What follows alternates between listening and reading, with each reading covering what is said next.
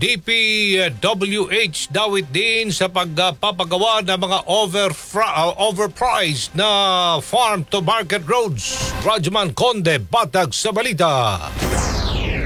Natuklasan sa pagdinig ng budget sa Senado na mayroon ding anomalya sa mga farm-to-market roads ang DPWH. Maliban sa mga flood control projects ay may anomalya rin ang ahensya sa mga farm-to-market roads kung saan ang end user ay ang Department of Agriculture, lalo na mga magsasaka para sa paghatid ng mga ani at mga produkto. Sa 2024 national budget ay nabatid na overpriced ng 10.3 billion pesos ang mga farm-to-market roads na matatagpuan sa Tacloban City, Camarines Sur, Bulacan, Eastern Samar at Daraga Albay. Lumalabas na 15,000 lang ang benchmark na halaga pero overpriced ng 348,000 pesos kada metro ang pinagagawang kalsada. Puna ni Senate Committee on Finance Chairman Sherwin Gatchalian na sobrang overpriced ang proyekto at ito ay malinaw na korupsyon. Inirekomenda ni Gatchalian na tapyasan ng 30% ang 16 billion pesos na pondo para sa farm-to-market roads sa ilalim ng 2026 budget ng Department of Agriculture. Kasama mo sa DZXL RMN Manila, Rajuman Conde, Batak, Tatak,